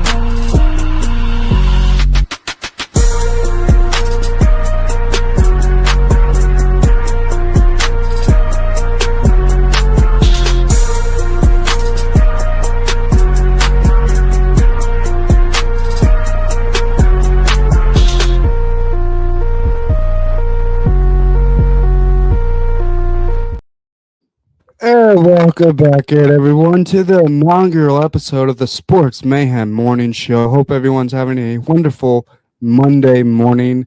I'm Andrew Mighty Man Scheid, your wonderful host, and with me is a special guest co-host. No, that is not Sal Angelati. That is Sean from the Lockdown Coverage podcast here on Prime Coverage Sports Network here on Tuesday nights. How you doing today, Sal? Sal, huh? Oh, Sean, sorry. See, it's still morning, everybody. We got to get our brains. We got to get our brains right. It's still morning. All right, it's been a fun time. We was looking at that montage of baseball right there. I have to admit, I'm getting pretty excited for that now that we're in the month of March. Right, but speaking baseball, Sean, we're in the World Baseball Classic, which we only get every 3 years. And you know the funny part. We're getting it the same year as the World Cup as well. That's something else. I've seen America really tee it off during this classic so far. Aaron Judge, boy, that dude has some power. Yeah, that's the thing. I was watching now it'll be a couple days ago. Would have been, I'm trying to think of my days here. Would have been Saturday night. And they were just teeing off all over the place. It was a 9-1 victory for Team US over Great Britain, who is now eliminated from World Baseball Classic, at least the championship consideration. They will not make it past pool play. And there are some other teams too. Nicaragua hasn't won a game yet. And Israel played last night as well. But these teams all started 1-0 or 2-0. Does that mean baseball has expanded, but maybe not as is played well in every part of the country? To me, it always seems like a two-country race in the World Baseball Classic. Maybe that's just me. America, they'll always have good players because that's where everybody develops. Japan, they always make them good there. Right, they're 3-0 right now as it stands. They've already clinched a quarterfinal spot. as Japan has done that. When when they have a stacked roster like that, and Japan does, not as stacked as the Dominican Republic, but they're stacked. You expect them to go 3-0. I mean, Otani hit a ball that almost hit the roof of the Tokyo Dome the other day. So, I mean, I've never seen a better two-way player. No, and he's not even pitching this year in the World Baseball Classic. That's the weird thing. He's only hitting. And I bet that was an order from the Dodgers organization. That's what I'm thinking, too. They wanted to save his arm. They were too scared. And that's a question I want to ask you, Sean. Do teams like the Dodgers or the Twins or, anyone else, do they get concerned when they send a pitcher out to the World Baseball Classic? Are they like gritting their teeth? Are they nervous with every pitch that these guys throw? I think it'd be foolish to not be concerned, to be honest, because it's time you're pitching with another organization that's not you, another team that's not yours. Having said that, though, if it were me, I would want their innings limited because they need you for a long 162 game season. Yes. I can see it being like the MLB playoff format where you limit the innings of players if you want to use them later on in the series, more or less like that, just so you can save you're more likely to save their arms. Right, and I think they do have something like that in place. I think there's a 65 pitch limit in the World Baseball Classic, and I don't even think managers push their guys that far. But I actually wanted to talk to you a little bit about. We've had some great managers. We have some great managers in this World Baseball Classic. Some guys returning that are former MLB stars. Mark DeRosa for Team USA, Albert Pujols for the Dominican Republic, Andrew Jones for the Netherlands, Dusty Baker for Nicaragua, and so many others. But I know it means a lot for me to see guys like Andrew Jones, who I watched as a kid with the White Sox for a season, back in that dugout. What does that mean for everyone? Because there's so many guys returning either in a coaching role, or Clayton Kershaw came out of retirement for Team USA in a pitching role. I mean, you can't help but admire, the longevity of these guys who come back to manage for a little while. I mean, you mentioned DeRosa, Andrew Jones, a longtime Brave, one-time White Sox. Fun watching him play the game. Albert Pujols, one of the better home run hitters that's ever played. Dusty Baker, one of the best all-time managers. You get a rush of nostalgia remembering what these guys accomplished during their prime. So right, that's what I like about it. Right, and the one thing that hit me was Albert Pujols managing Dominican Republic. And Sal and I talked about this earlier in the show, but I want to get your take on it, a different perspective. He has said in interviews, this Dominican Republic team is like a dream team to him. And he says, I do not throw that around lightly. Well, they just beat the Netherlands yesterday. I have a score of 12-1, and that breaks my heart. I am 1/4 Dutch. That truly breaks my heart. Does that transfer to his players? Does that put more weight on them when he says, "Oh, this is a dream team, and I don't throw that around lightly"? Because we know Albert Pujols, he is a serious guy when it comes to the game of baseball. He is a serious guy when it comes to the game of baseball, and because he's been in the league, because he's been around baseball for a long time, I don't think that is something you can take lightly. He's been around good teams. He's been around bad teams. So he knows talent when he sees it. So whether that puts pressure on his team, I don't know, but he knows what he's talking about when it comes to the game. Now, do you see a favorite country coming out of this WBC with that gold medal? Because everyone's saying the Dominican Republic with how stacked they are. It's going to be close. It's probably going to be the DR and USA for the goal. Just the way they've been swinging the bat.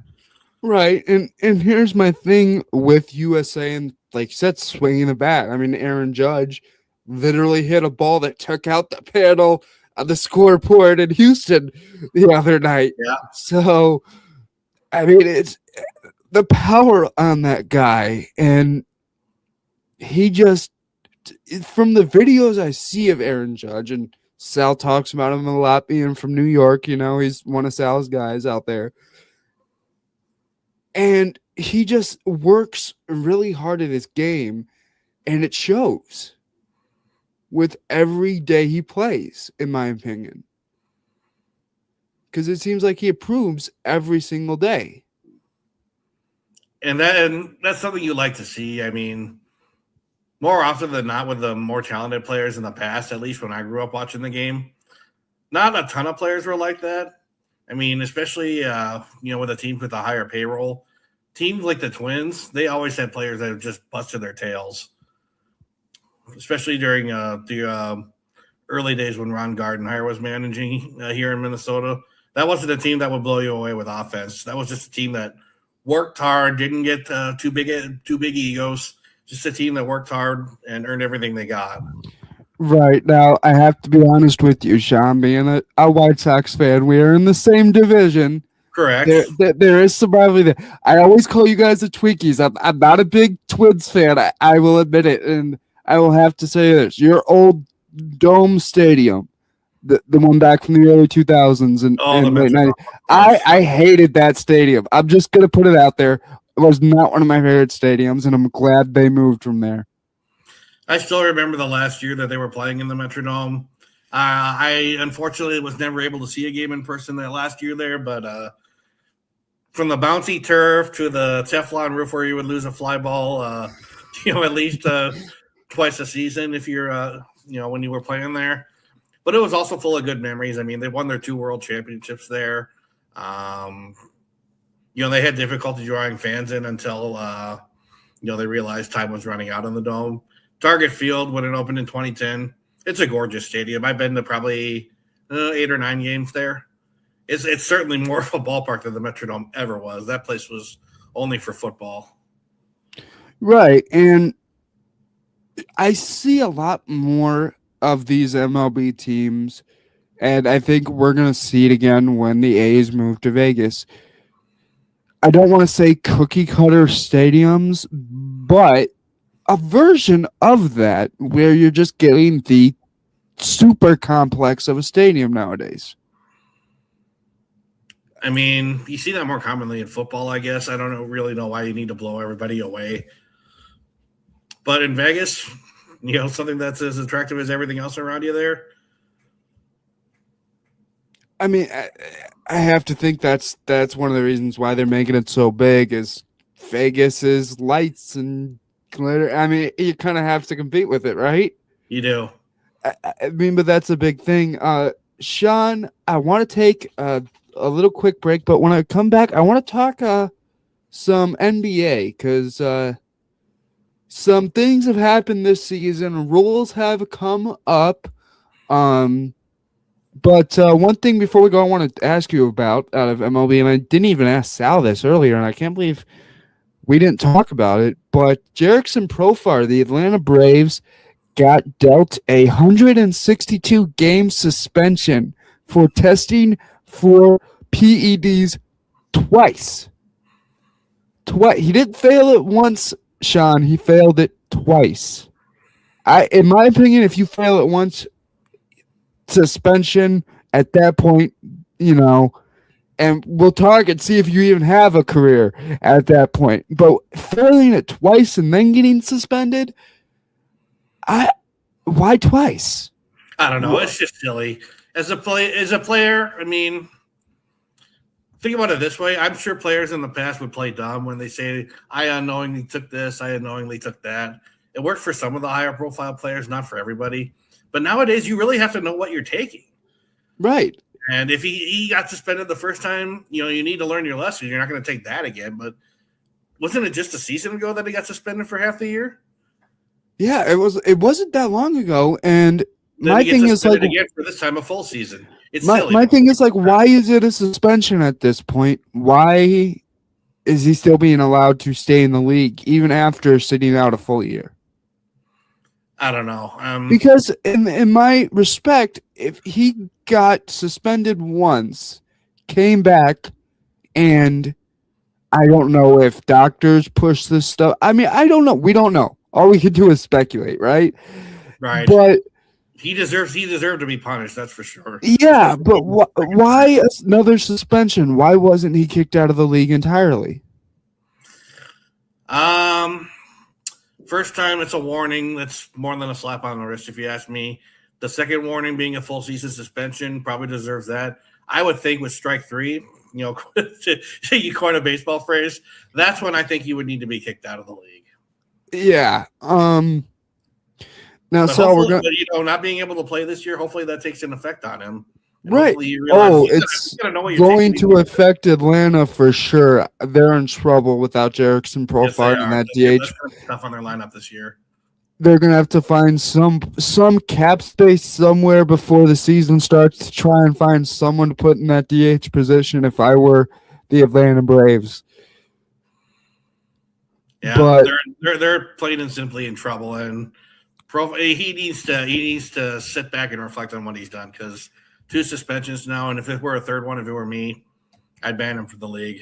Right, and if I were the owner, and I forgot who the owner of the Atlanta Braves are and the GM, I'll be truthfully honest, I forgot, but I would be seriously thinking about after this year, because I don't know the specifics of his contract and what's left, but I would seriously look at after the season, maybe restructuring his contract, taking a look at it, maybe seeing if there's a way they could just let him go. Because if I were Atlanta, I wouldn't want to be tied to a guy like this. No, and I wouldn't either. I think at the very least they should ask him, what steps have you taken to correct yourself? Are you going to be more aware of what you've taken to your body now? Are you going to avoid this stuff altogether? And he would probably have to be pretty convincing. Right. I mean, he would have to be knocked down telling the truth in every word he says. Yeah. I would like to take a quick little break here, Sean, but when we get back, we're going to be talking some NBA because I'll be honest, my team here in Chicago hasn't done anything this year. They have not done Smurf. So I just want to talk about some teams that have done some stuff and where the NBA Finals could go this year. Yeah, and I'll certainly mention my share of the Wolves a little bit. They are maddeningly inconsistent as they were at points last year too. So this should be an interesting debate. Yep, this will be an interesting segment, but we will be back after this short break.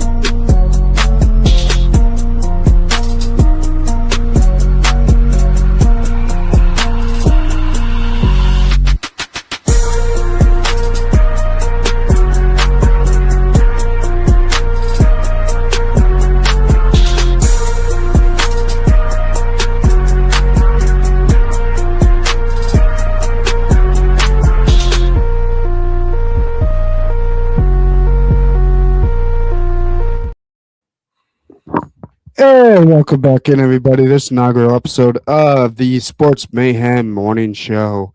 Hope everyone's having a wonderful Monday morning. My name is Andrew Mighty Man Shine. I'm your lovely host here for the show. With me for this second hour is a special guest host, and Sean. How are we doing today, Sean? Good to see you. Before we went to break, Sean, we were going to talk about a little NBA this year and what has been going on.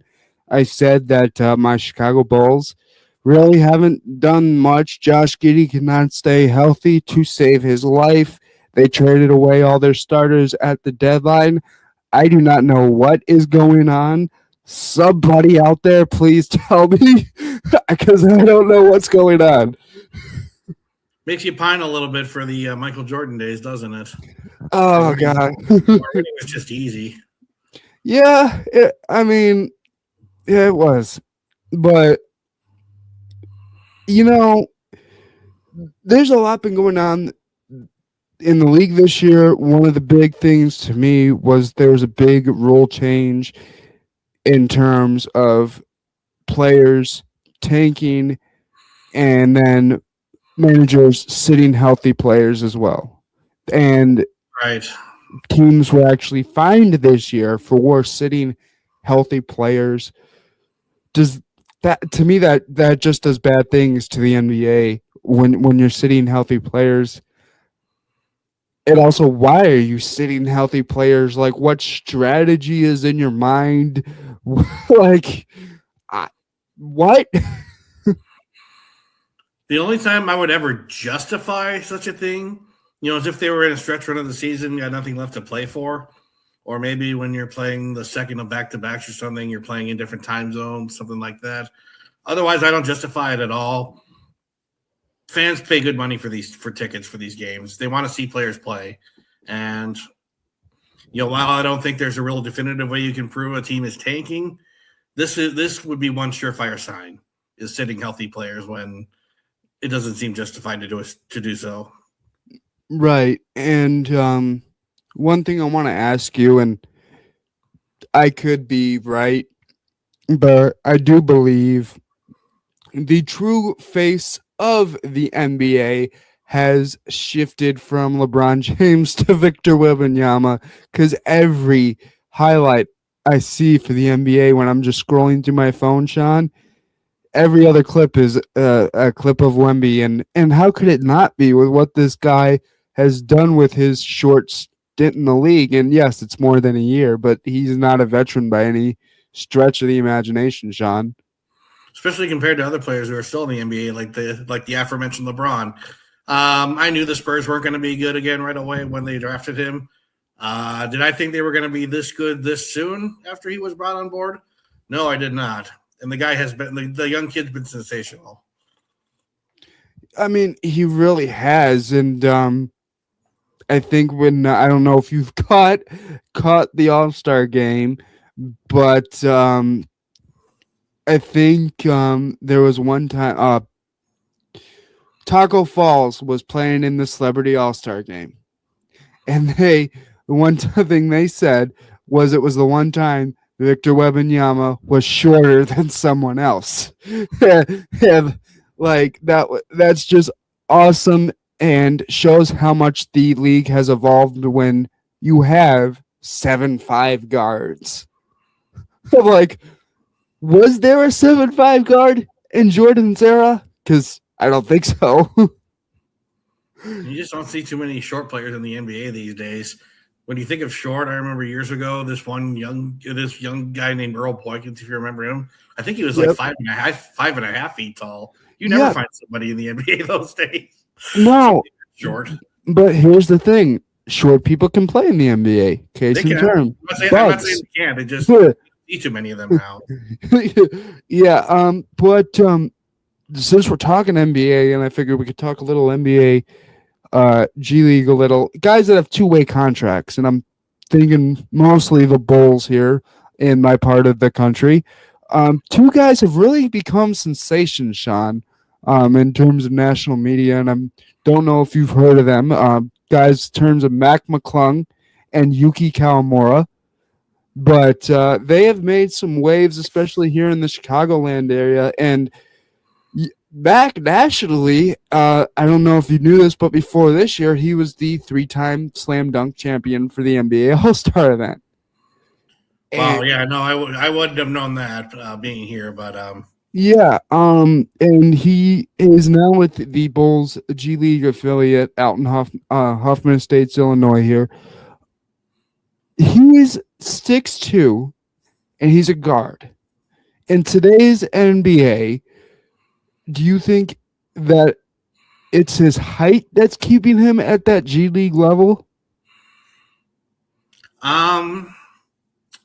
Well, it really depends. Maybe they need to see what he's capable of if the Bulls are out of contention by the end. I mean, you really don't know until you see it. Right. And it's interesting to see, when they would try. Okay. But if you're towered over by like half a foot, it's going to be tough. Right. And that's the thing. Mac McClung, he's a two-way player. So he's made debuts with the Bulls. He's played in Toronto against the Raptors. And that's one thing I saw when I was watching the one game, because I worked the Windy City Bulls home games through my school program. So I get to see this kid a lot. So that's one thing that really didn't shock me, was when Mac McClung would go up for a layup, it didn't take much to block him, because, when you're a 6'2" guard in today's NBA, hate to say it, but that is short. It's going to come down to coaching in that scenario. You're going to have to design something for him to get around that height disadvantage. Yeah, but what is my question, I guess, off of that, Sean, is what does this league come to when a 6'2" guard is considered short? Means it's a tall man's game. That's all I can say. It's like, could you imagine Jordan? It might be a bad comparison, but could you imagine Jordan going up against Victor Wembanyama, or Larry Bird going up against? I mean, that's something that it's a different game now. I mean, that's the whole thing. It's a different game, and God help me, I love it. I love the way that sports are always evolving. Sometimes it's not in the best way. We've seen sports take steps forward and steps back. So, case in point, the NFL, when they started the Super Bowl halftime show, it wasn't anything to watch. Let's be honest. I've never really been a fan anyway of these halftime shows. Right. And I guess this year got a lot of you could call it backlash from people watching it at home for the NFL. But one thing I'm seeing is a lot more pageantry in different sports, and I feel like not really at a halftime per se, but like doing America the Beautiful before the first pitch of a ball game, or having a school choir come out and perform a song for the crowd.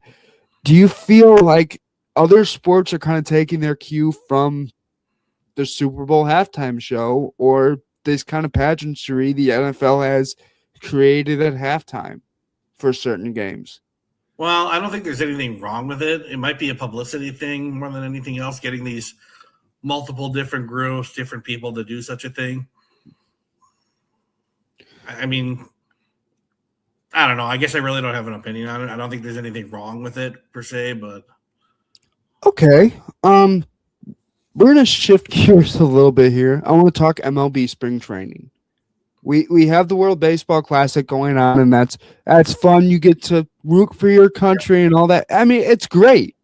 But we still have MLB spring training going on in the background. Yep. So my question to you is, a lot of these guys, and I kind of said it to my father in the car earlier today, these guys playing in the WBC are literally going to end the WBC in some cases. If you make it all the way to that final round, that championship, you're going to end the WBC and literally go right into the regular season. Is that detrimental to players? Is it a good thing for these players that are playing in the WBC that you don't have to go back to that spring training atmosphere, or much of it? Yeah, I should say. Yeah, I think there's an advantage to it. You're thrown into higher level competition pretty quickly, almost on a preseason-ish feel. But on a higher stage, everybody just there, like it's a regular season or postseason game. It gets you ready for the game, in a motivational way, an emotional way. That gives you an advantage there. Whereas, most of these guys already know their roster locks, if not everybody, and that allows, players who aren't such locks, for these teams fighting for roster spots it's for the managers to see how they can do. Before our rosters are finalized and ultimately before the regular season begins. So for these higher profile players, it gives them an advantage, I think, being ready sooner. Right. And one thing I want to ask you, because we're talking the MLB and I've kind of gotten Sal's take on this. the Los Angeles Dodgers and their astronomical amount of spending money when it comes to free agents and rookies and just the cap space that the LA Dodgers have. And we've seen memes about it all over social media. Mm-hmm. But is it really upsetting the rest of the league that the Dodgers have so much more cap space? And dare I say it, their secondary guys are better than most guys' starters. I believe there is a problem there. Yeah, I wish we'd see a little bit more parity in this league. It's kind of tilted toward the bigger market teams like, the Dodgers and the Yankees. They're big markets, so they're obviously going to be, competitive all the time. Dodgers, Right. they continue to get richer with every offseason. If I mean, they yeah. don't blow everybody away again and win another title, I'm going to be shocked. But that's just because of how much they do spend. Yeah, but that's the thing. When is it enough? When is it enough for someone to finally call attention to it and say this needs to be investigated, something needs to be done? Where does the string break? I think that's a good question. I think that's when a team like the Dodgers or the Yankees continue to win all the pennants and the lower market teams don't. So once if the Dodgers win a couple more titles, then maybe attention will be called. There's obviously a reason why they're winning so much. So I think there needs to be a cap there somewhere. I was about to say, could it be where the MLB comes out and says eventually, now I'm not saying next year, but eventually down the road coming out and saying, putting a neutral cap space for each team. Now I'm pulling that out of thin air, Sean. It's probably never going to happen. It won't happen right away, that's for sure. But could we see that with the way things are going now? Eventually, maybe, if it's going to be like teams like the Dodgers and Yankees in it all the time. It makes for good baseball, as everybody knows, but it's always the same year in and year out. It's always going to be the same result. Those bigger market teams always being the ones finishing off the job. And that's kind of why I wanted Toronto to win this last series so bad. Right. And that's the thing. They came so close and painfully close. That's what really got me, and I was rooting for Toronto too. I have to admit, I'm a big fan of Vladimir Guerrero Jr. I'm one of his biggest fans. Yep. They just came so close in that heartbreaker. But my one thing is, I do not want the Dodgers winning a third in a row because, dare I say it, I feel like their heads have gotten too big. I really do, and I hate to, because there's guys I like on the Dodgers, like Mookie Betts is a really nice guy, but I feel like there are guys on this team that have big egos, and dare I say, I think Ohtani is one of them. When you come into this league and you're automatically looked at as a big star, as Ohtani was, because even when he was with the Angels, he was looked at as a big star. So. And when they spent what they did on Ohtani, let's call attention to that. That was the biggest contract, I believe, in MLB history to that point.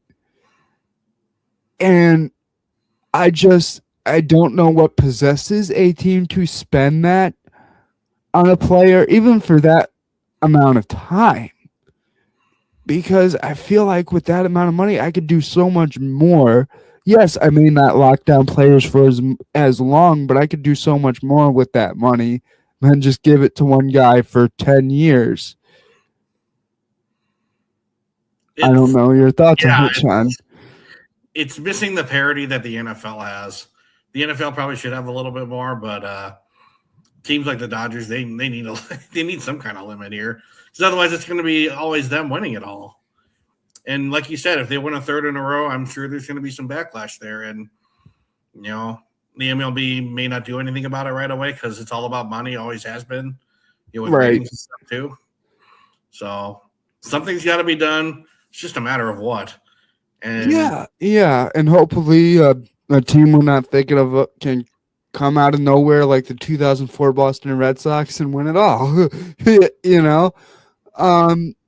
I would like to talk to you, Sal, about, finish up the last 10 minutes or so here with the NHL, because we're getting dangerously close to the Stanley Cup final. And one thing I want to say, there's been a lot of trades happening. I don't know how much of a hockey fan you are, how much you follow it. But one thing I like to say is I'm trying not to be biased here, but I do believe that the Blackhawks are slowly coming back into relevancy. Now, I grew up during that dynasty era with Patrick Kane and Duncan Keith and Corey Crawford. So, to watch. Yep, I remember. and I really think that, because let's be honest, who's the leader of that team now? With guy, I can never say his last name correctly, but Nick starts with his last name starts with an S. F. Oh, you mean Toledo? Yeah, Toledo.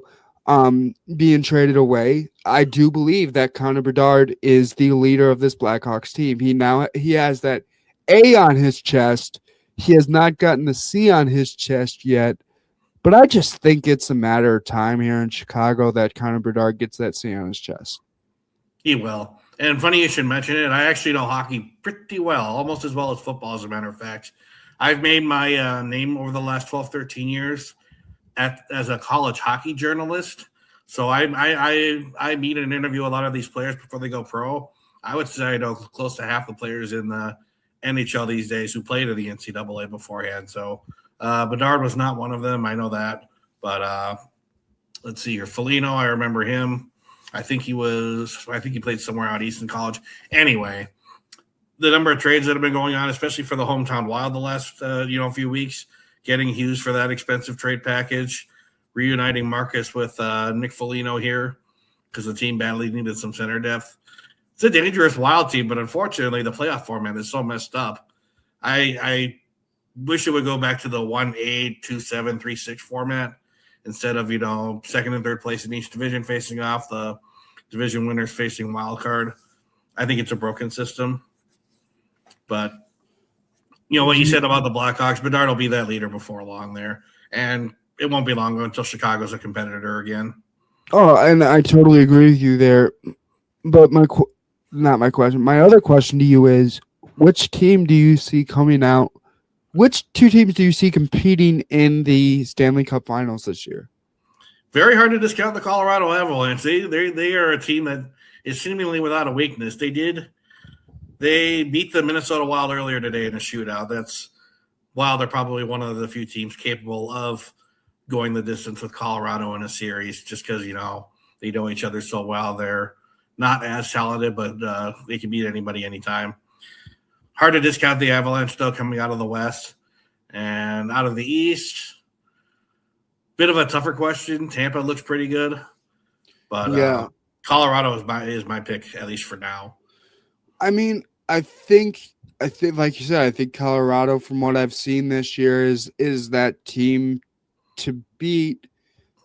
Now it remains to be seen what they can do in postseason play, because everything switches when you hit the postseason, and that's with all sports.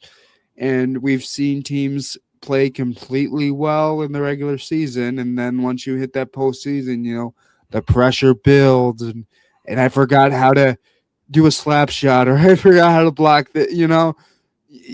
I hate to say it, but some guys, even veterans, will get in their own head once the postseason hits. And that's what happens when you're younger.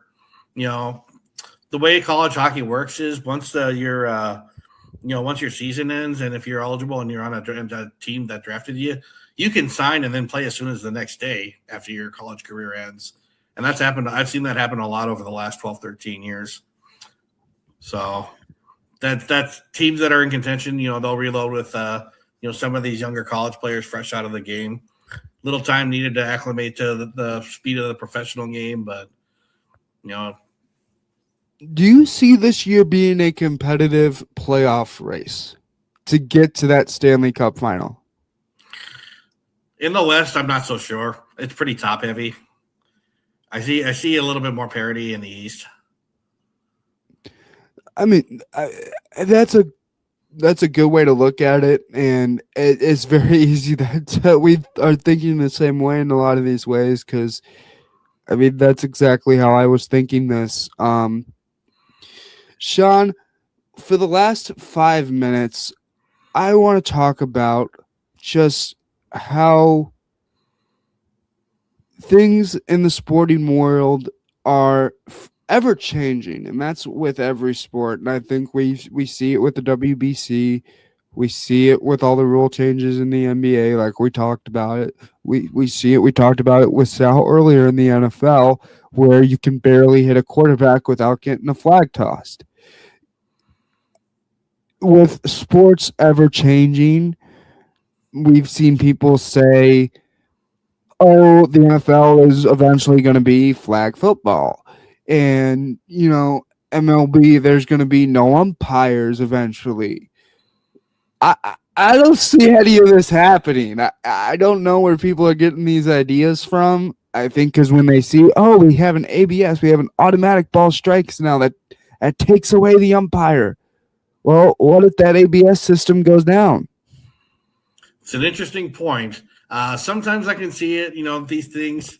Why fix what isn't broken? I'm not sure what's wrong with, the umpiring. It's not always consistent, but they're good. They're paid for a reason like they are. I don't know if there's really a reason why they need to implement the automated system. Because what if something does go wrong? Angel Hernandez. I'll give you one to Angel Hernandez is why that ABS system was implemented. Well, that dude can't make a call to save his life, as everybody knows. But what if something does happen to the system? You pull every former umpire laid off by the league out of retirement to, maybe be on the wait list. I think, and we're going to shift to umpires, but I'm okay ending on umpires because that's always been a thorn in my side because you literally go to school, you go to like a college to become an umpire, and you are like these players. They start you off in the minor leagues, and you have to work your way up to the MLB, just like these players do. So it really irks me when guys like Angel Hernandez can make it up to the MLB because how bad were you in the minor leagues? When you have longevity, you tend to have a little bit more slack, but Angel Hernandez was as bad as they got. Right, and it's the same thing with like refs in the NFL. And I said it with Sal earlier in today's show that this year to me in the NFL was some of the worst reffing I've seen in a long time. It got pretty bad at points. Roughing the passer is definitely not what it once was. You can barely touch the quarterback these days. Right, and and I'm just gonna give him a shout out that show Peyton's Places with Peyton Manning. He did an interview with Dan Marino, who was one of his favorite quarterbacks, and he said, "I'm watching a game the other day. The quarterback gets his head touched, and it's roughing the passer." Like, what are we doing here, people? They want to fix what they think is a broken system, but that's not the right way to do it. There are some people who are going to heartily disagree with this. I think there are some penalties, when they're that severe, that need to be reviewed. The reason fans may not like it so much is because it'll slow the game down, but you also want to get a call right. When you're touching the quarterback in the helmet, that's not roughing the passer. No, when I lower my head into his chest and then go full speed at him, that might be roughing the passer. Yeah, that's definitely roughing the passer. But me just trying to block a pass and, oh no, I just grazed his helmet, and all of a sudden that's roughing the passer. What? You see it at least once or twice in every NFL game, both sides. And that's why I think something that severe, they should review it. They tried it once with pass interference. That rule was scrapped right away. Yeah, and it's just there's a lot going on that needs to be fixed throughout the whole sporting world, and that's how I'm. That's why you need to spend time talking about these kind of things. Fix them the right way. Don't do it don't do it right away. And Sean, I want to thank you for joining me this last hour on the inaugural episode of the Sports Mayhem Morning Show here on this lovely Monday morning. Before we had Sal Angeletti on, who will be my regular co-host going forward. Sal could only do the first hour tonight, which is why you hopped on, Sean. It was nice to have you on. Hope to have you on in the future as well. And you had some nice takes. Anything you want to say before we hop off here, Sean? All right. I guess all I'm going to say is watch this show every Monday morning. Watch my show, the Lockdown Coverage Podcast, every Tuesday. You can find my social media handles right there on the captions.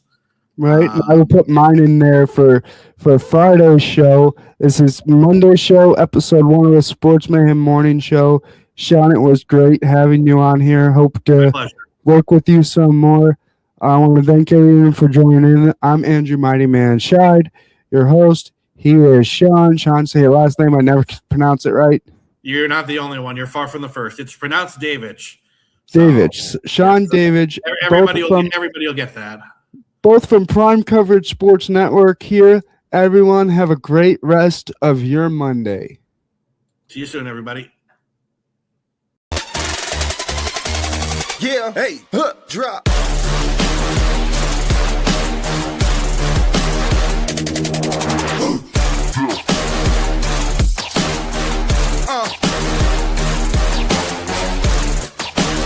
Prime Coverage Sports Network. Real coverage, real conversation.